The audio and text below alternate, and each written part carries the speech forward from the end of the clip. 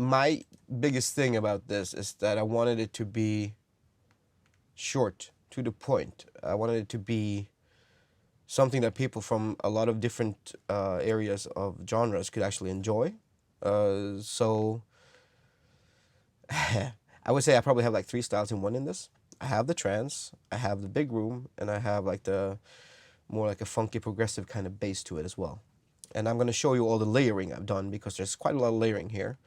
Like I think sometimes the trick is to make three basses sound like one and three leads sound like one.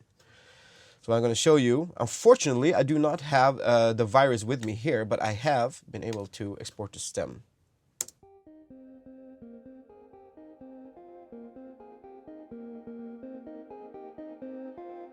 This alone is a very nice lead, but it's sort of like, it's not powerful enough. It's a little bit too puny. And now you would think you probably shouldn't like add a puny lead extra, but I thought, oh, you know what? Maybe we will. It's even punier. It's tiny. But it fills it up really nice. It complements it. You can hear it has a little bit of a portamento on it.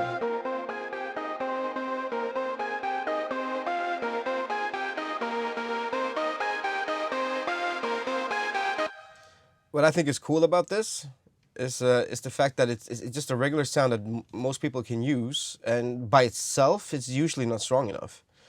Like this is not a sound you.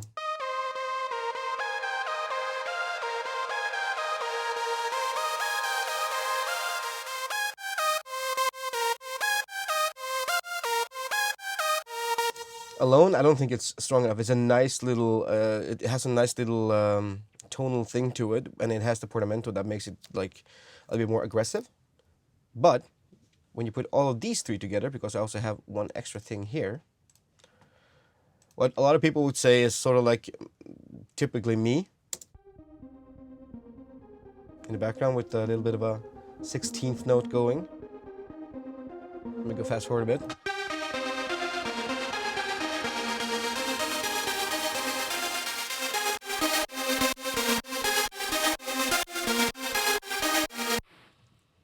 Many people will probably say that that's enough, but I don't think so. I think if you add all these three together, you get what's actually special about this track.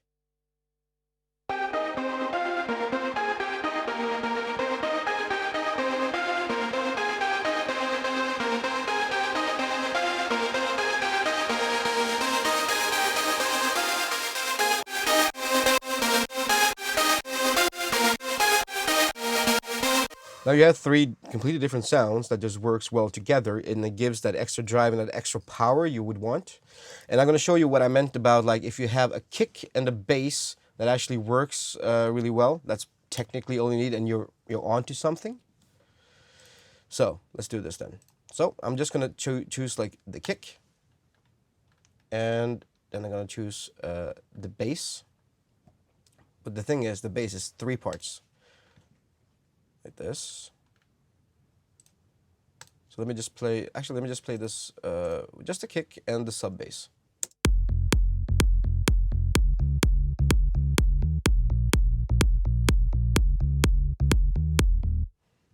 Pretty straightforward and standard. So I was like, okay, you need something extra. You need something to get like some, like a little bit of aggression to it. So adding a mid bass as well, like this.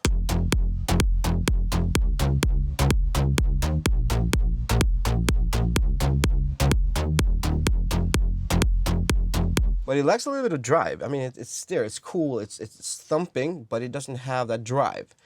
And then I thought maybe use a high bass too. I mean, because now we have the sub bass, we have the mid bass, and if you add a high bass to get it rolling,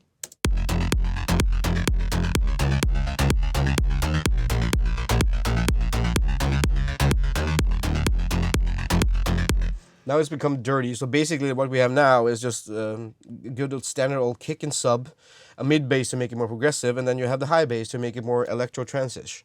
So it's technically three things in one, and as long as it works and it drives it forward, I will do it. Now I'm gonna go back to these things and show you why I did and how I like how I sort of like mixed it together, because in general these are three basses that are just, it has three different like jobs. And now this is what I mean. If these leads and that bass just sounds good together, just this.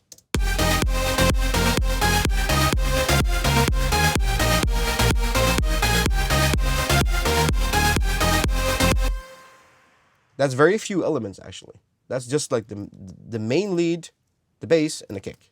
And I still think this is good enough for people to actually like, enjoy, and listen to. It's strong enough. It's not like you feel like something is lacking. But to keep it more like a tougher drive, or a tougher like drop, adding a snare, that was all technically all I did.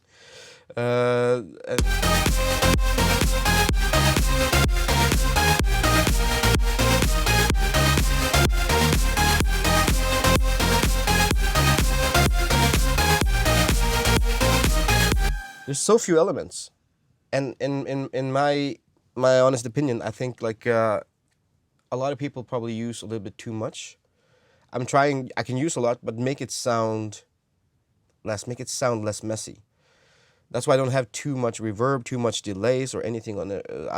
Sometimes I just go into like the native stuff that's in the actual VST to just use it. For example, like the mid bass here, which is essential to the track. This is the thing that gives it the power and gives it like the, how to put it, like the extra special thing on the bass.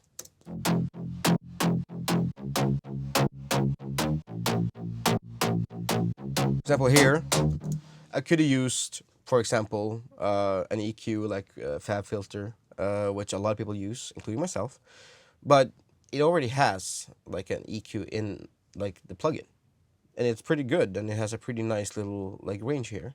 So obviously, because I already have a sub bass, I need to take that away.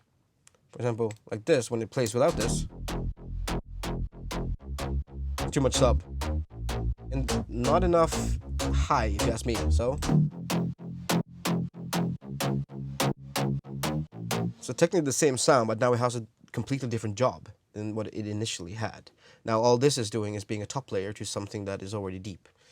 I think a lot of people do like to do layering, but some people won't do it right. There's either too much bass or too little bass. Because this thing, if you listen to a sub bass, that's all it is. It has a little bit of a click to make it more like a percussion kind of sound. But in general, it's just a sub bass, a regular sub bass.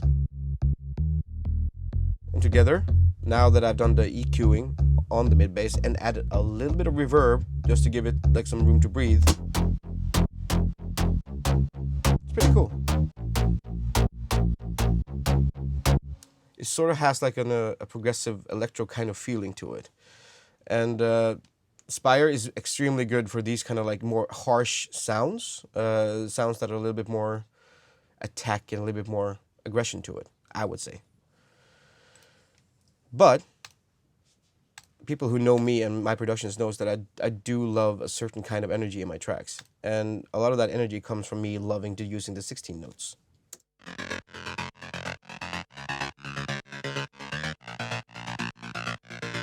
I know it sounds a little bit electro-ish, but together with all the other stuff, it didn't. It just sounded like something else. It also has like a frequency thing where I just took down. This is actually a native thing inside of Cubase as well. And I do think that people should probably try to check out more of the native stuff that's in their own personal DAW. Like, there's so many good plugins within inside Cubase as well that you can just use. And as you can see here, I did use the FabFilter on this one because they have a fantastic little preset called Phone. So it technically makes you sound like you're on the other end of the phone. And that's exactly kind of what I wanted, because I wanted to have a certain kind of frequency for this high bass thingy. Because the mid bass thing has a lot of mid, but it also has quite a lot of highs. But in this range, it didn't have too much. So just using this preset worked well together. So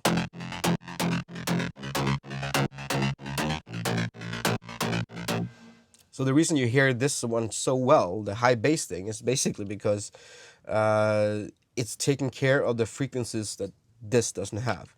You should never try to, like, you should always try to strive to have layers in different frequencies. Maybe some is stereo, maybe some is mono as well. And you can really have something really cool when you lay them together again.